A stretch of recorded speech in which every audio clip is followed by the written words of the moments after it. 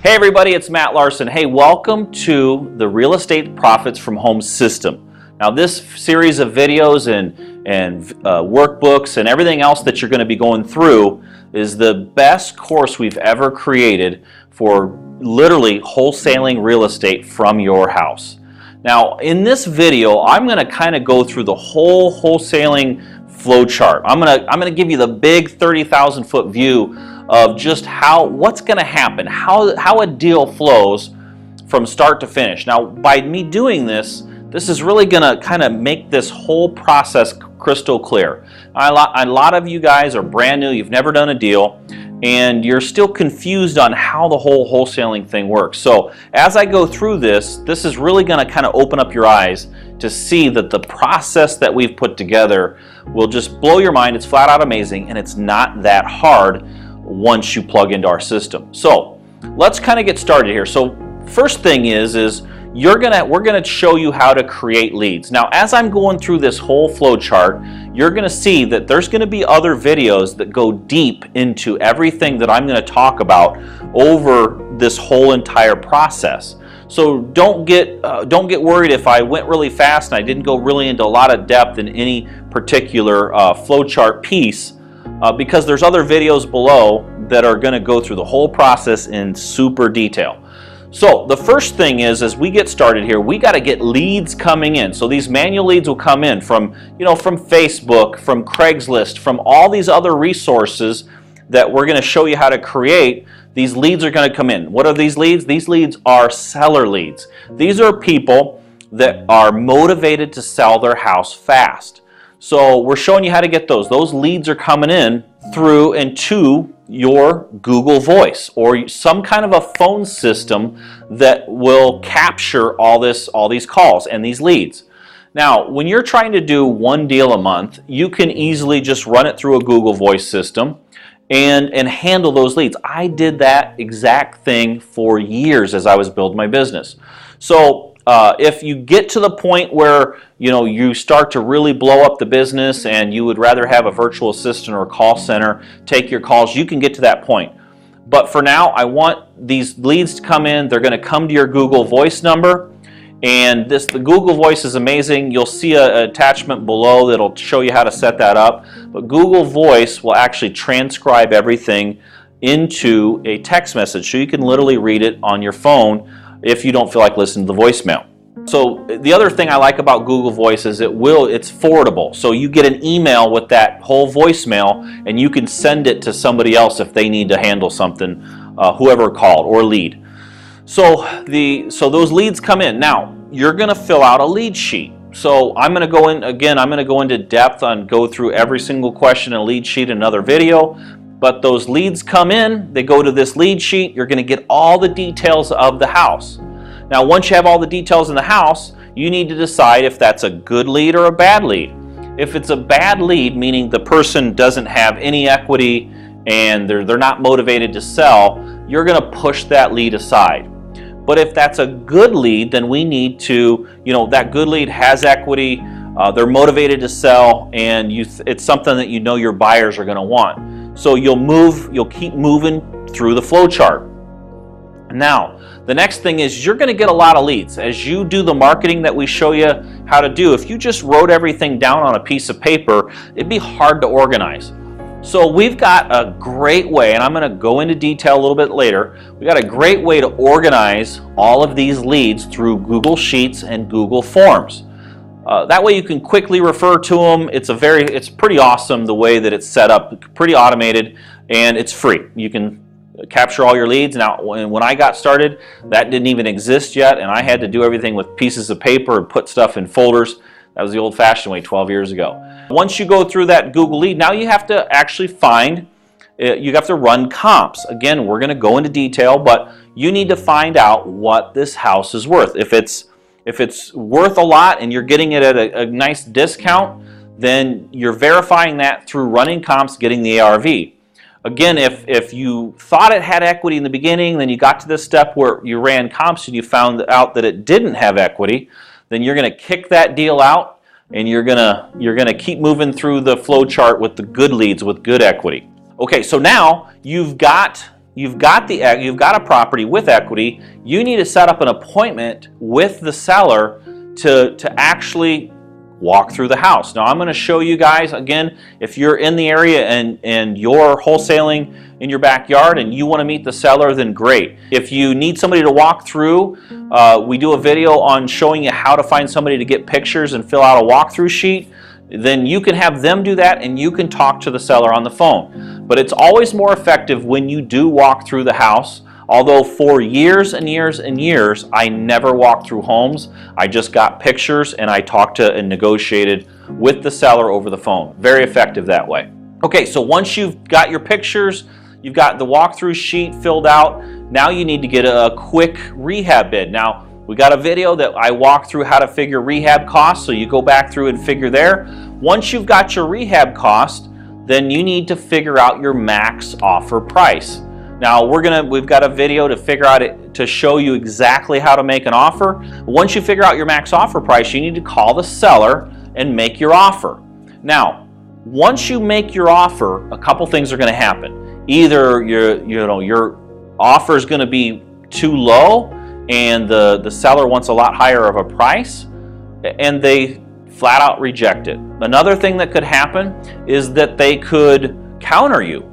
And they could, counter you. Let's say, for example, you made an offer. The seller was hoping to get, $100,000 for the house. You made an offer for $50,000, and they countered you at $60,000. So that could be a scenario. The other thing that could happen is they might accept your price. So let's say the seller rejects your price and doesn't even counter you. Well, then what I want you to do, then you'll move through the flow chart and you'll actually set up a time to actually call the seller back in 30 days and touch base with them again, or text him in 30 days and follow up and see if maybe things have changed. One of the best ways to make money in business, in anywhere, and especially in real estate, is the follow-up. So when I have a seller totally reject my offer and no counters and basically the conversation's over, I just set up something on my calendar. I'll follow back up 30 days later and maybe something has changed. So the other thing is if the seller counters you. Now, if the seller counters you, you can always stay firm. Now, you stay firm. You know what your max offer price is. If you stay firm and you don't move, there's a chance that they might flat out reject it, and then you might have to follow up. So the other thing that could happen is the seller could stay firm on their counter. Now, if you can't go any higher on your price, then you need to stay firm as well and then set up a 14-day follow-up. Again, the money's in the follow-up. So if you can follow up in 14 days, maybe something has changed. At least you know you're closer. So it's not like the flat-out rejection in the beginning. They've countered you. You stayed firm and they stayed firm, and now you need to set up a follow-up. The other thing is if you stayed firm and then they gave in and accepted your offer, then now you're back to the accepted offer phase, which is what we're talking about next. So you move down through the flow chart, you've got an accepted offer, now you need to get this deal under contract. So once you have it under contract, you hand this over to your real estate attorney or title company, and they do what's called open escrow. Now all that means is the deal's live and the transaction is now in process. So you've locked that deal up, nobody can take it from you, and now it's time to set up and get ready to wholesale. So what you're going to do is you're going to create the wholesale brochure. We go through that in a video in detail. Once you create that wholesale brochure, and again, we've created a template. You can plug in the data right into our template and you've got a ready-to-use brochure that's super professional that you can send out to all your buyers. So you sent the deal to all your buyers and they either put it under contract or you assign the deal. We're going to show you how to do double closes and assignments of contract in some of the videos below, so you'll know exactly what I mean. But you've got the deal under contract yourself. Now you've got another contract with your new buyer that you sent the deal to, and now it's time to just let the whole title company or real estate attorney follow through the transactional process, and then a couple of weeks later you close and you make your profit. That is the whole flow of the whole wholesaling flow chart. It's not complicated, it's easy to follow, and in this program, I'm going to be diving deep on every single one of these things so that you know exactly what to do and when to do it. So dig in, take notes, and we'll see you in the next video. This is a video on how to make an email account for your business. First, go to www.gmail.com. and it's going to bring you to this page. Then click on Create an Account. It's going to ask you to enter your information.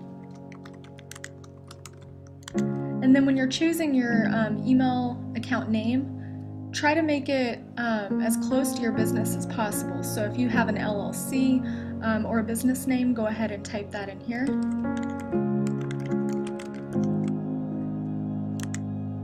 And then if somebody has it, you may have to change that up. So create your password.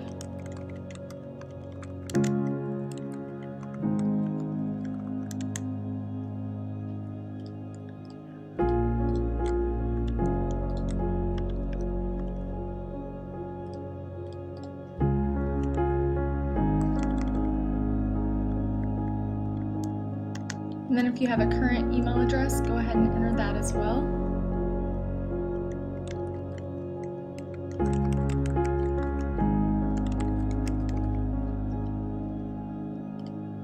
Okay, and then it's going to ask you to verify what's in the box here, so go ahead and type that in.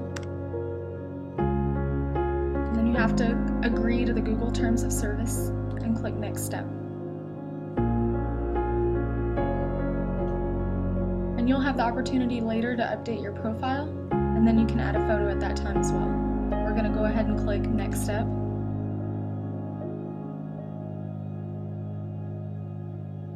And now you have your email account. So you can go ahead and continue to Gmail.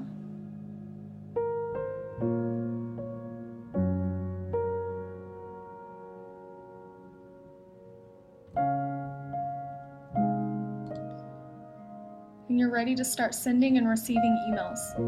There's a lot of cool things about Gmail, which is why we use it for our business. If you go up here to this box, you have the opportunity to use Google Drive, which multiple users as long as they have the permissions. And you can store quite a bit of information and documents here. Another really cool thing that you can do is set up a Google Voice number, which you can hand out to potential buyers, sellers, pretty much anybody in the area that you don't want them to actually have your personal cell phone number. And here is the how-to on setting that up. You want to go to the Google Voice website, which is really just www.google.com/voice, and it will prompt you to select your phone number by clicking, let's see if I can move the box over here, get a voice number, and you can choose I want a new number or I want to use my mobile number.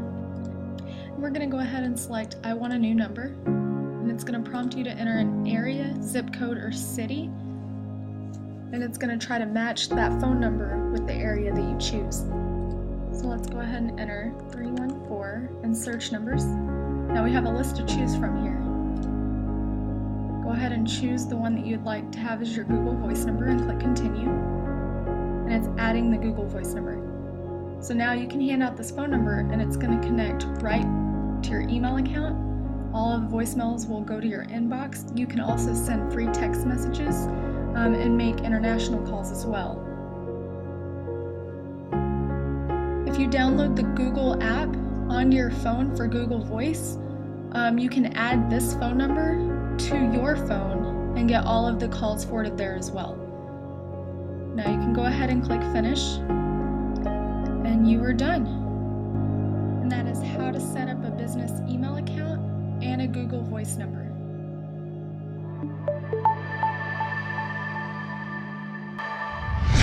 Hey everybody, it's Matt Larson. Hey, in this video, I'm going to teach you how to find a title company or an attorney. Now, in every single state, county, sometimes it's broken down by county, but in every single state, they're either labeled an attorney state or a title company state. Now, to make that simple, you don't really have to worry about either or. What you need to do is know how to find either or.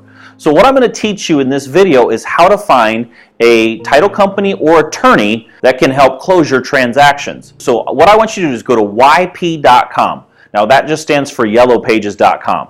And I want you to type in, when you open up yp.com, there's going to be a box for you to fill out, to fill in the area, the state, the city that you live in or that you're doing deals in, and what you're looking for.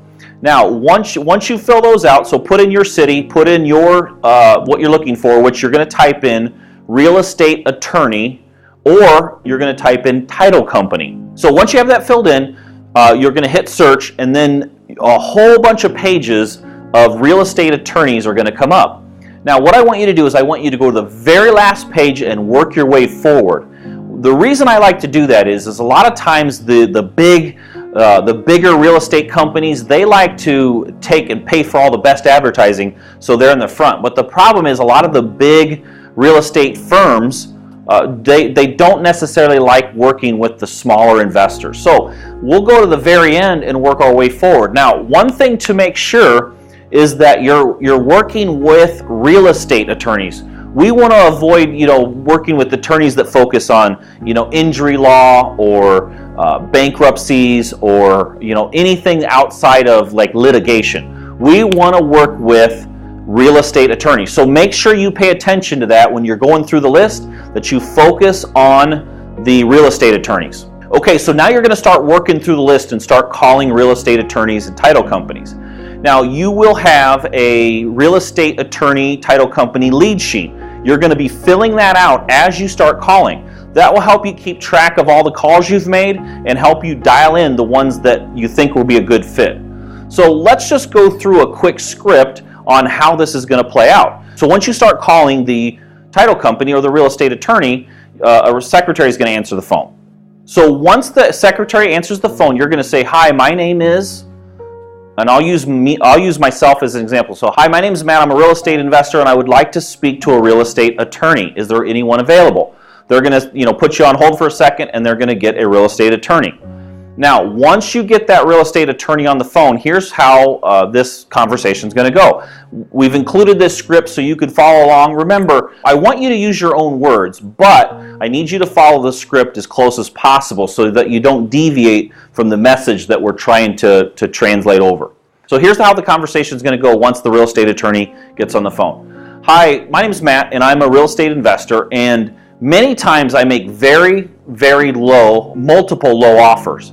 And in some cases, more than one offer gets accepted at the same time. Now, I may only have the cash to do one of those deals, but in that case, I still have another one under contract at a really low price, so I have a group of investors that want any deals that I can't handle. So in that case, what I like to do is I like to either double close or assign the contract. You do handle assignments of contract and double closes, correct? So if the attorney says, "No, we don't really handle that," or we're not familiar with double closes or assignments of contract, that's perfectly fine.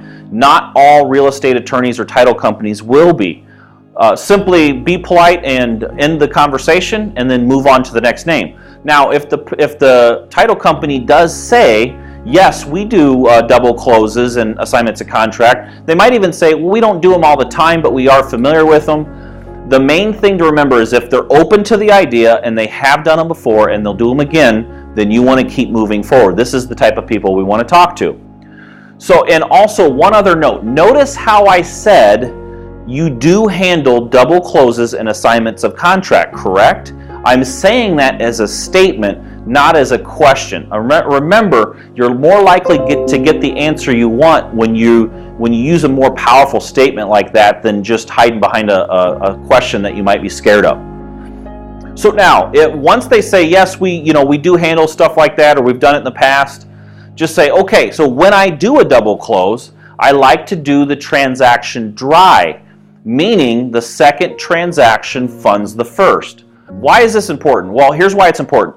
If you do the transaction and you can't do it dry, meaning they make you have funds. So let's step back for a second. What does wet or dry closing mean, double closing mean?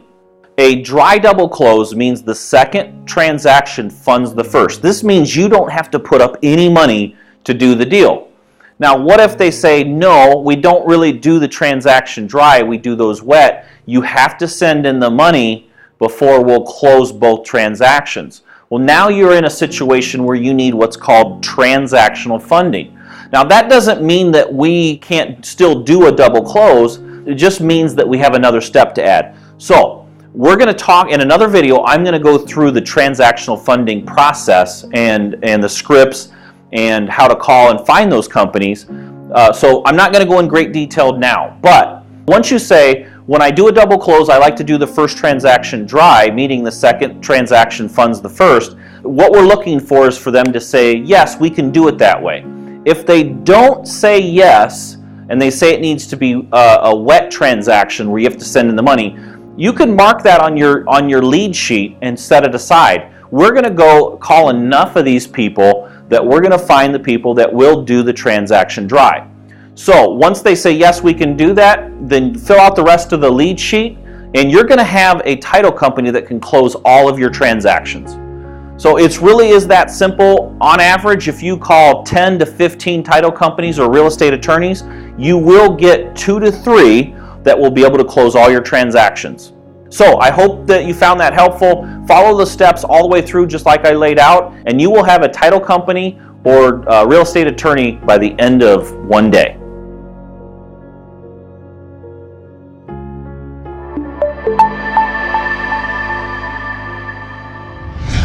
Hey everybody, it's Matt Larson. Hey, in this video, I'm going to show you how to find buyers using your own Facebook account. This is your free account that you already have.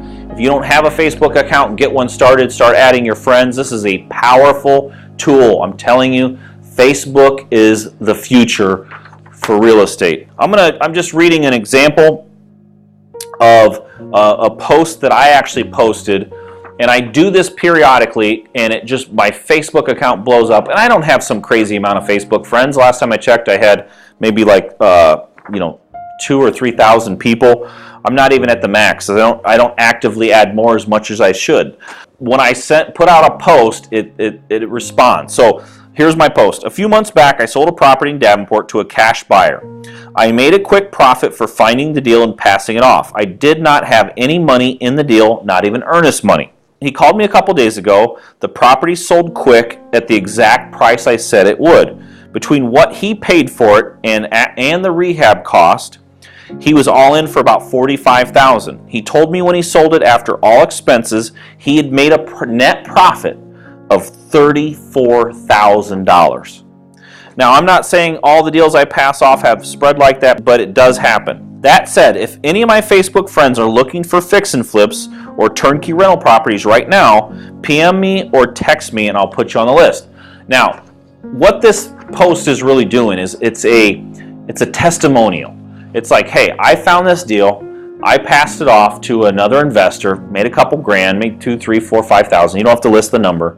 He took the house, fixed it up, and resold it and made $34,000. My inbox blew up. I spent the next several hours responding to people say, I want a house, I need a house, what do you have? I'm looking for a fix and flip. And the next day, my inbox was full again. So this is a very powerful ad. Again, I don't have any special Facebook friends. It's just the same account that I've been using forever. It's not even maxed out at 5,000 people. And I sold houses for months off of that one post. So make sure you're doing this on your Facebook account. Actively add more people. Build up your list to a couple thousand plus, and this same thing will work for you. Hope that helps. I'll see you in the next video.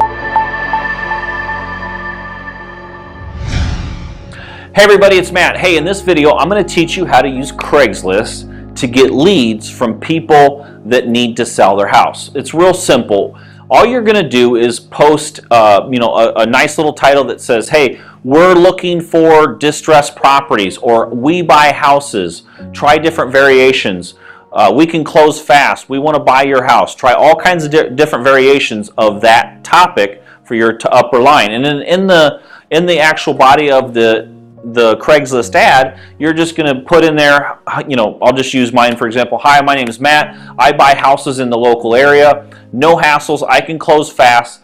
There's no realtor commissions. There's no hassles. There's no need to do any repairs. I buy as is. I can close with cash and I can close fast. If you have a house to sell, give me a call. And here's my, put down your phone number or your Google Voice number and put down your email address. That's one way, a very simple way to post on Craigslist to get people to respond. Again, and sometimes that if you do that enough, you'll actually be you'll be able to be searchable on Google, and your ad will come up on the first page if you do it enough. Now that's the best case scenario. Then if somebody just types in, you know, I want to sell my house in Davenport fast, or whatever your town is, if your ads are out there enough, that'll actually come, you know, it could come up to the first page, and then your leads will skyrocket. So that's one nice thing about Craigslist. So make sure you're posting these ads every day, every other day, as much as you can. And the more traffic you can get, the more leads you get. The more leads you get, the more lead sheets you'll fill out. The more lead sheets you fill out, the more appointments. And the more appointments, you get more houses under contract. It's just a numbers game. So I hope that helps. We'll see you in the next video.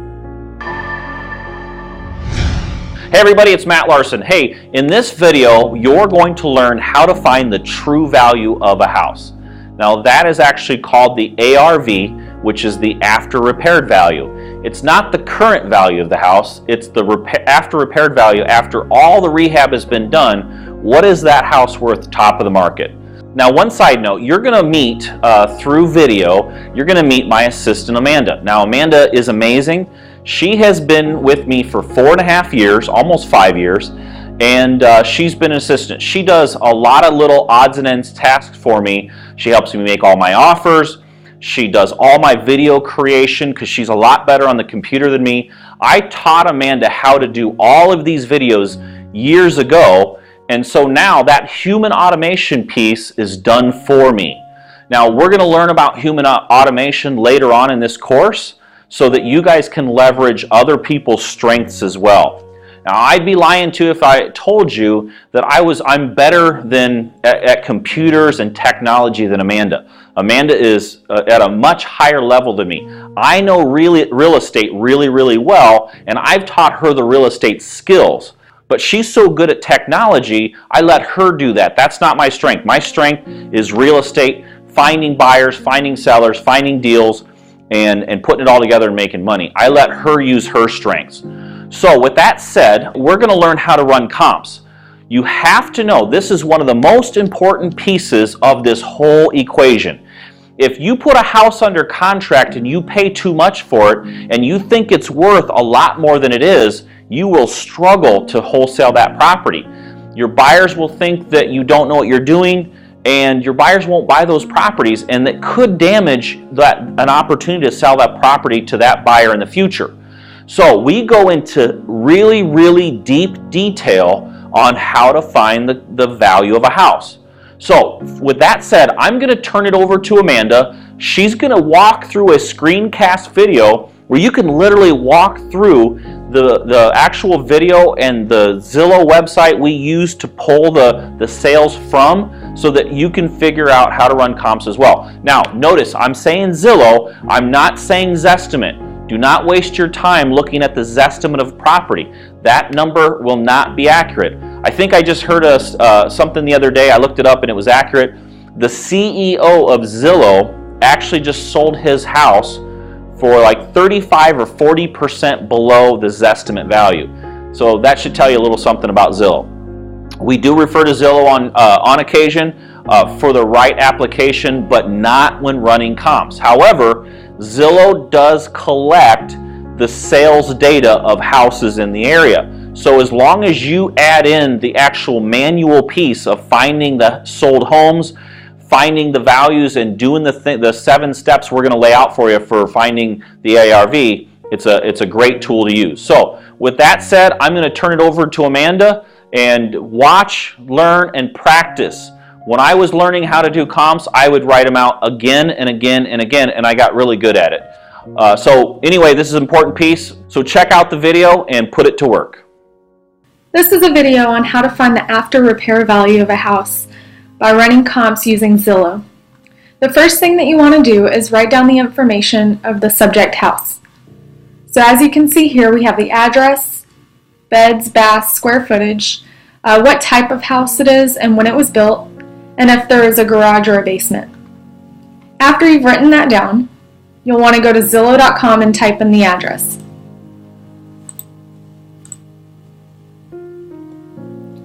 Once you get to Zillow, you'll need to expand the selection And then to find the comps, you'll scroll down, and then over here on the right-hand side, you'll see nearby similar sales. Go ahead and click see sales similar to 2724 Brady or the address that you entered.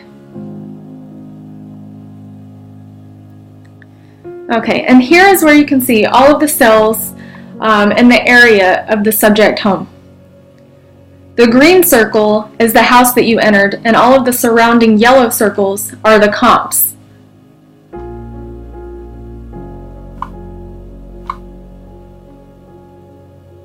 You can scroll through. Now, to begin, what you're going to want to do is find the houses that are similar with the criteria of your house. So the beds, baths, square footage, that sort of thing. So as you're going through these, you can see some of these sold really cheap. Now you can go ahead and discount those if you know that they probably sold as is, or you can go ahead and click on them and just see. As you can see here, this one was a homepath.com, and it looks like it was sold as is, as you can tell from the pictures. So if you want to just go through those, you definitely can to rule them out. But to find the comps that matches your house, so for example, okay, so here is where I was just explaining to search for the comps, you'll want to use this criteria. And you'll want to get as close to it as possible when you're looking at these comps. Exact comps, 3 beds, 1 bath, 1334 square footage, something that is exactly like your house might not always be possible. So just pick the best ones, and then we can make adjustments later. Okay, so I have the comps here. Now I'll show you how I found those comps. Looking through, I want to find a house that's 3 bed, 1 bath. So I just kind of start there, and I can see right here, this is a 3 bed, 1 bath. And the next thing I'll look at is the square footage. Our house is 1334, and then this one is 1354, so that's pretty close. So what I'm going to do is I'm going to open it in a new tab, and then I'm just going to check it out. So I want to look at the pictures, if there are any, which there are here, just to see the condition. Make sure it's a retail sale, and you can also look at the description that they have down here. And then you want to check it out to see what type of house, so if it's a 2-story like ours is, when it's built. So you want to get it kind of in the same year built. This one's 1914, ours was 1904. A little bit of difference, not too bad, so we could definitely use this one.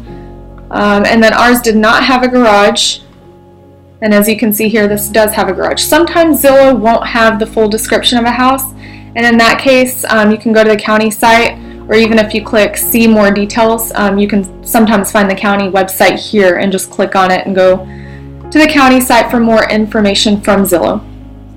So this is a comp that we could definitely use. Let's keep searching. Okay, as you can see here, here's another 3 bed, 1 bath. A little bit less square footage, but still within the range. So we'll click on that one, check everything out.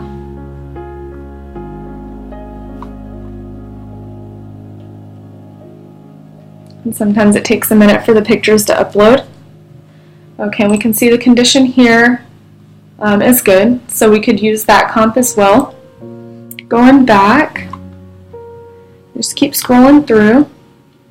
And there are some other comps, but I'm looking at ones also that have pictures, so you can see if we get down here just a little bit more.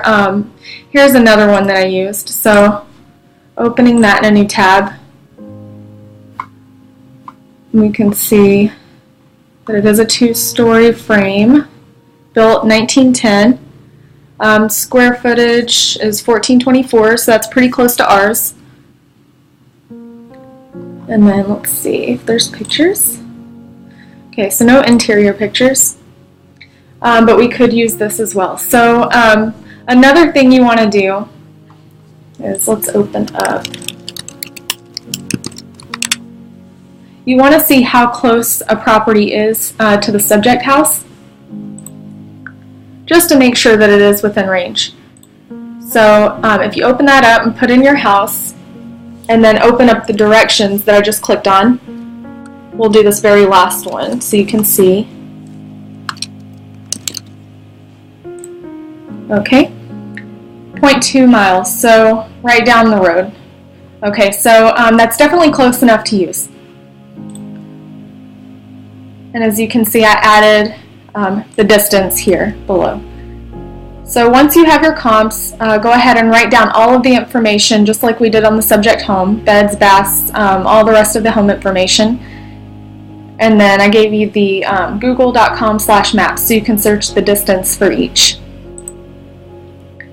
Next, once you have those comps, you can actually run the numbers, which will give you your after repair value. To do this, you're just going to take the sell price of each house and divide it by the square footage of that house. So this was the very first comp, just as an example, and you'll do this for each one.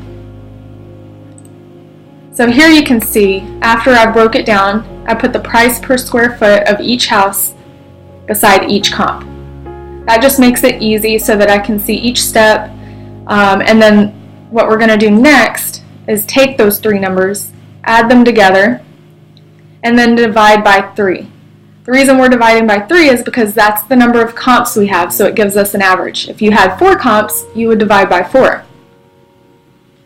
Okay, so that gives us, again, the average price per square foot. And once you have that, you're going to take it and multiply it by the square footage of the subject home. And that's going to give you your ARV before any adjustments are made. So you can see here, 91.17 is the average price per square foot. And then 1334 was the square feet of our subject home. And that gives us an ARV of 121,616. And this is where you're going to make any adjustments that are needed. To make adjustments, the best thing you can do is talk to a realtor just to find out, how much you need to adjust for any specifics.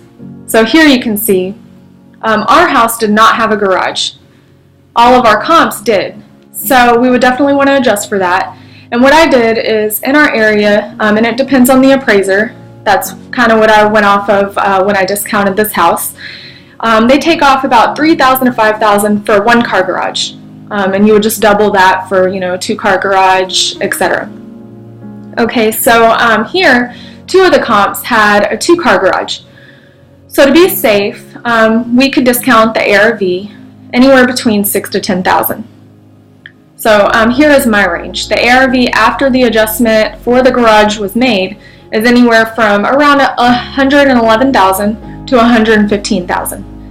And that's how I came up with the ARV based on running comps from Zillow.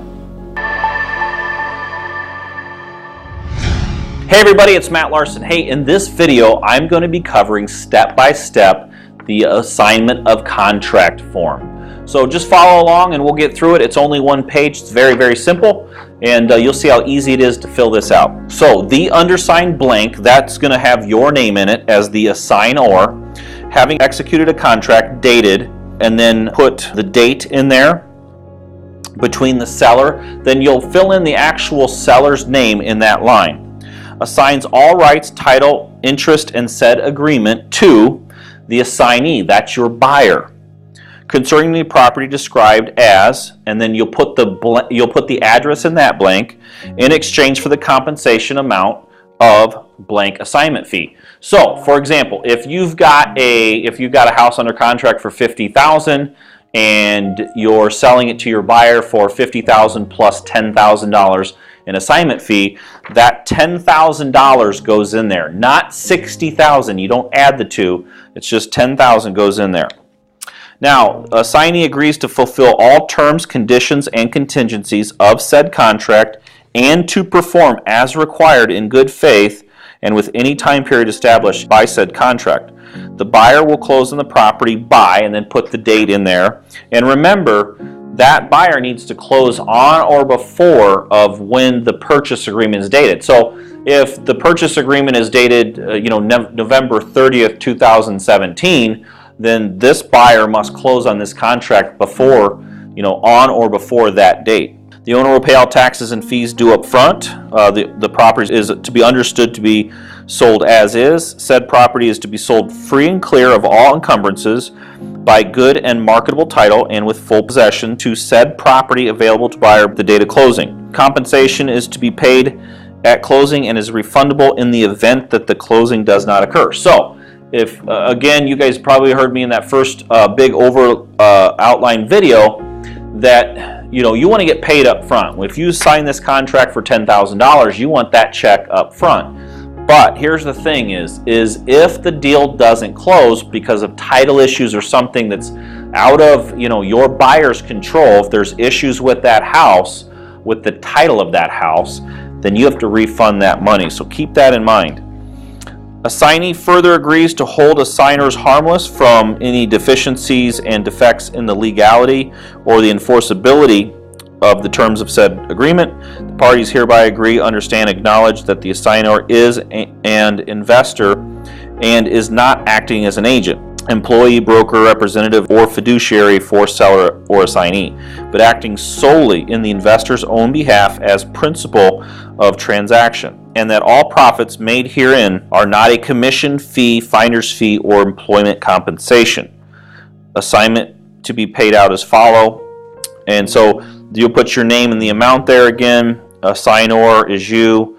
Assignee is your buyer, and put the date in. So very, very simple, one-page agreement, very straightforward. Hope this video helps, and we'll see you in the next video. In this video, I'm going to give you a quick rundown of the wholesale brochure that we use. First, you will need certain information in order to prepare your brochure. Make sure that you have all of the necessary home details. You can usually find most of this information on your county website, as well as using information from the initial seller. Just be sure if you're using information from anyone else that you double check the details. Also, make sure that you have as many photos as possible.